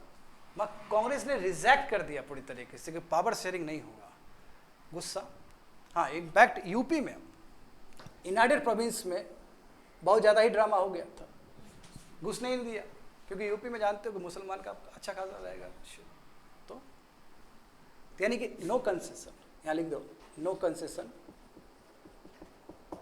To Muslim League in power sharing. और ये है नफरत हो गया। अब यहां से नफरत का वो राजनीति करेगा, मुस्लिम लीग नफरत का राजनीति करेगा, वो उसको चाहिए पावर, बात समझे, उसको पावर चाहिए।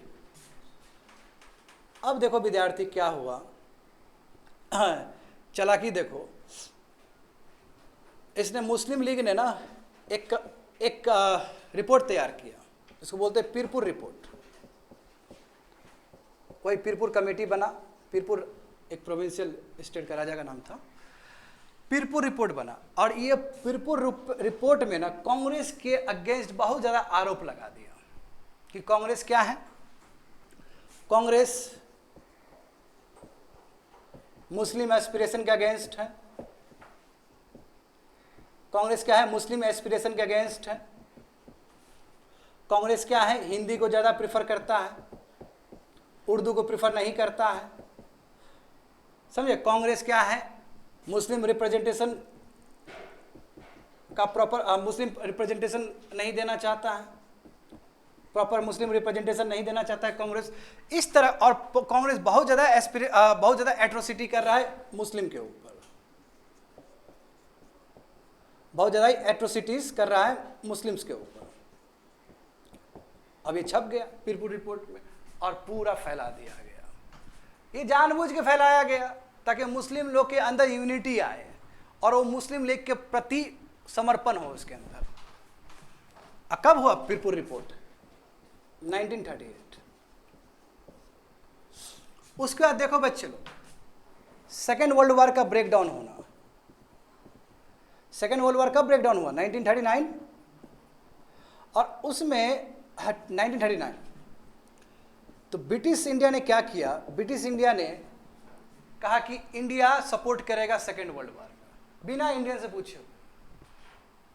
यानी कि जो अंग्रेज है जो यहाँ पे रूल कर रहे हैं, जो यहाँ के वॉइस रॉय है, बताओ 1939 में कौन वॉइस रॉय है? ललित गो,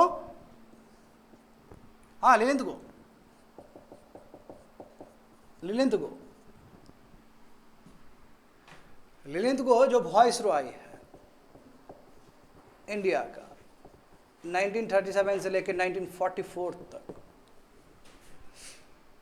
तो ये क्या हुआ, इंडिया को वार में शामिल कर दिया, वार में शामिल कर दिया। ये पसंद नहीं आया कांग्रेस को, क्योंकि जब कांग्रेस का मिनिस्ट्री है 8 जगह पे, तो कांग्रेस से पूछना चाहिए था। बिना कांग्रेस को पूछे हुए कैसे आप धकेल सकते हो? कांग्रेस रिप्रेजेंट कर रहा है भारत को, तो रेजिग्नेशन दे दिया। जब इंडिया को वार में धकेला गया तो कांग्रेस ने क्या किया, रिजाइन कर दिया। कांग्रेस गिव रेजिग्नेशन कि जाओ हम रूल नहीं करेंगे, जाओ हम गवर्नेंस नहीं करेंगे। और जब ये रेजिग्नेशन किया तो क्या लगता है तुमको, ललित को दुख हुआ होगा? नहीं, बहुत खुश था। और सबसे ज़्यादा जो कोई खुश होगा, मुस्लिम लीग खुश होगा। और इसलिए वो दिन को क्या बोलते हैं, day of deliverance, deliverance day मनाया गया, day of deliverance. Day of deliverance कौन मनाया है? मुस्लिम लीग, मोहम्मद अली जिन्ना। देख रहे हो क्या क्या हो रहा है। तो तुमको यहाँ दिखेगा, तुमको ये जनरल इलेक्शन में भी दिख गया ना। एक देखो यहाँ से खटास, और यहाँ तो खूब खुश, इसका रेजिग्नेशन मतलब ये खुश, मुस्लिम लीग खुश। इनफैक्ट इसी तरह मैं बात करूँ, मैं बस साइड में लिख रहा हूँ, तुम लोग लिख पाओगे ठीक है, कोई दिक्कत नहीं। पार्टीशन ऑफ बंगाल, जिस दिन पार्टीशन ऑफ बंगाल हुआ उस दिन डे ऑफ रिजॉइसिंग मनाया गया था, आगा खान वही मुस्लिम लीग के द्वारा। तो जब जब कोई बड़ा घटना हुआ जिससे देश को नुकसान हुआ या कांग्रेस को नुकसान हुआ, तो मुस्लिम लीग को फायदा हुआ। तो जब इस तरह का परिस्थिति हो इंडिया में, तो कैसे आज़ादी मिलेगा एक साथ? तो पार्टीशन होगा तब आज़ादी मिलेगा। बात समझे? तो चलो ये रेजिग्नेशन मिटा देना ये चीज़। हाँ, अब रेजिग्नेशन होना, फिर उसके बाद देखो 1939 के बाद 1940 में क्या क्या हुआ जान रहे हो। अगस्ट ऑफर आना, क्रिप्स मिशन होना, कैबिनेट मिशन आना, समझ गए ये सभी चीज़। और हाँ स्टूडेंट, अब फिर से इलेक्शन होगा एक। ये इलेक्शन तो बहुत खतरनाक इलेक्शन होने जा रहा है। इसके बाद इलेक्शन देखोगे तो देखो उस समय जो वेबल थे, वेबल ने क्या कहा था कि एक काम करो, इलेक्शन लड़ लो, जनरल इलेक्शन लड़ लो, सेंट्रल लेजिस्लेटिव असेंबली और वही विधानसभा और राज्यसभा, विधानसभा और लोकसभा दोनों के लिए इलेक्शन लड़ लो और इंटरिम गवर्नमेंट फॉर्म कर लो। ठीक है, तो इलेक्शन हुआ, यानी कि वेबल, ये वेबल का था। वेबल कब का है टेन्योर देखो तो, लॉर्ड वेबल का,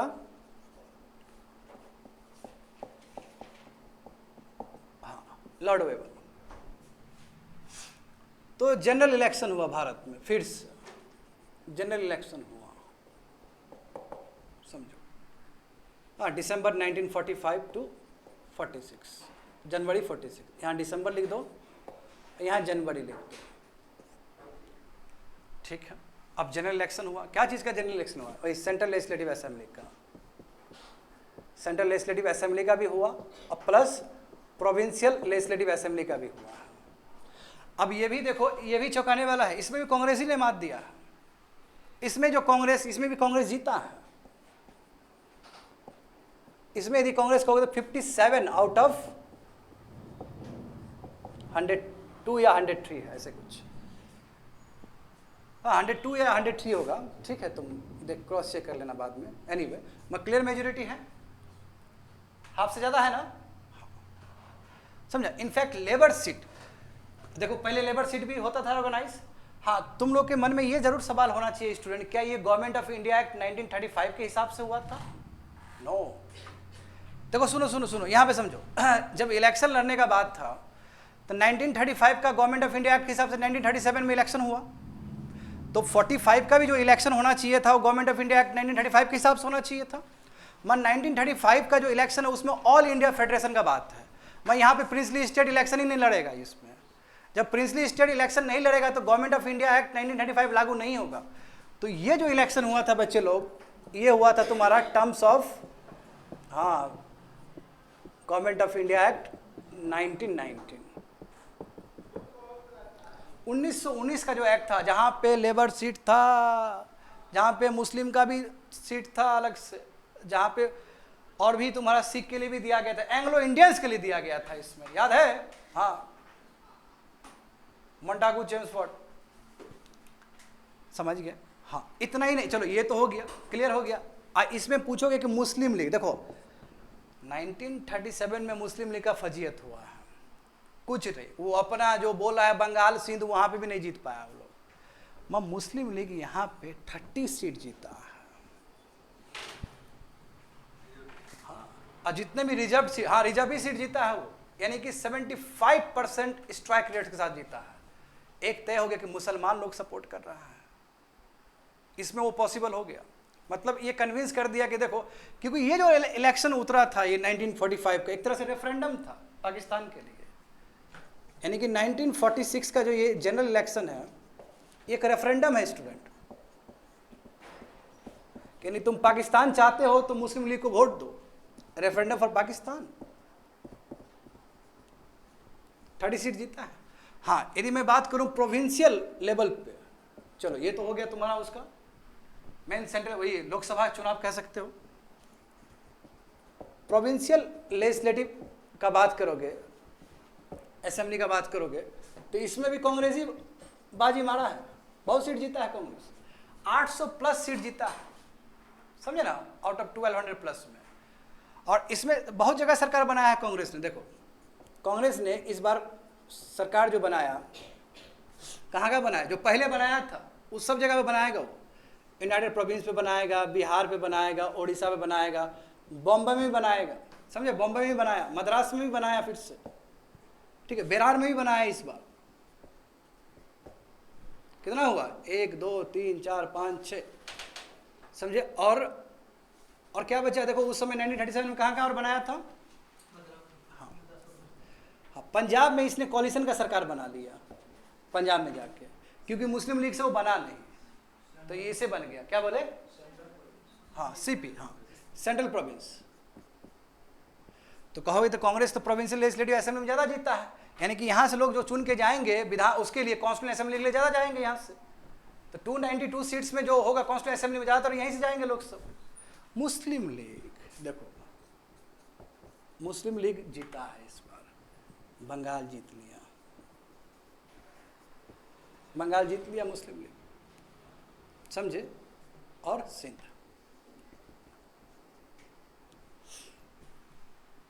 मुस्लिम लीग हो गया। और पंजाब में भी कोशिश किया था कि जाके सरकार बनाए, मगर कांग्रेस ने बना लिया सरकार वहाँ पे, होता है ना कई बार, बहुमत नहीं मिला तो।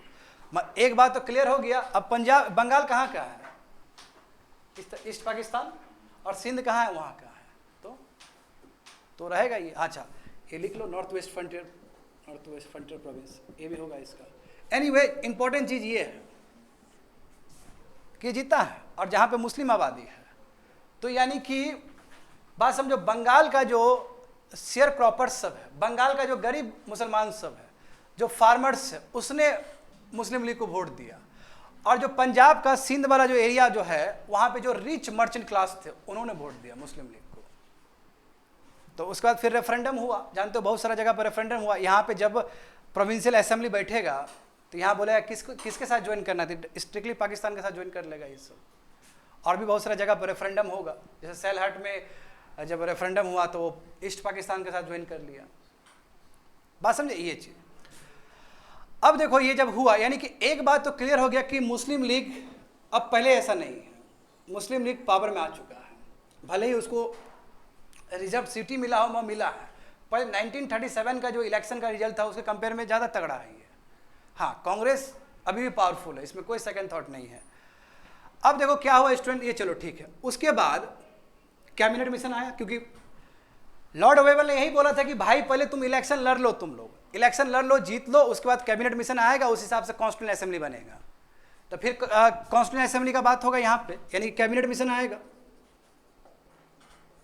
इसके बाद देखोगे ये रिजल्ट के बाद कैबिनेट मिशन आया। अब कैबिनेट मिशन में बात है कॉन्स्टिट्यूएंट असेंबली बनाने का, ये कॉन्स्टिट्यूएंट असेंबली बनेगा।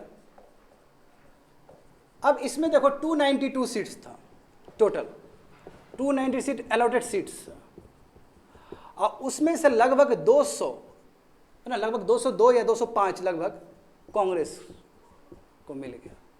यहाँ पे भी क्लियर मेजोरिटी। और जब कॉन्स्टिट्यूएंट असेंबली कब बैठा था बताओ तो, फर्स्ट कॉन्स्टिट्यूएंट असेंबली कब असेंबल हुआ था? 9 दिसंबर 1946 को। बात समझे? हाँ, पहला बना। और उसका जानते हो उस समय डॉक्टर सचिदानंद सिन्हा क्या थे? प्रेसिडेंट थे 3 दिन के लिए।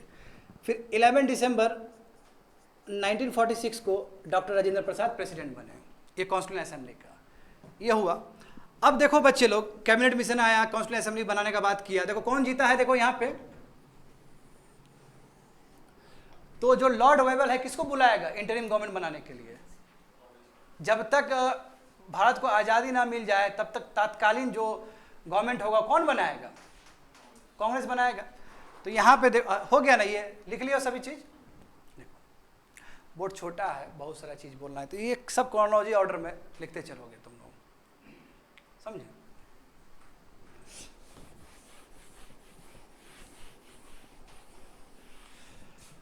तो वेबल ने invited Congress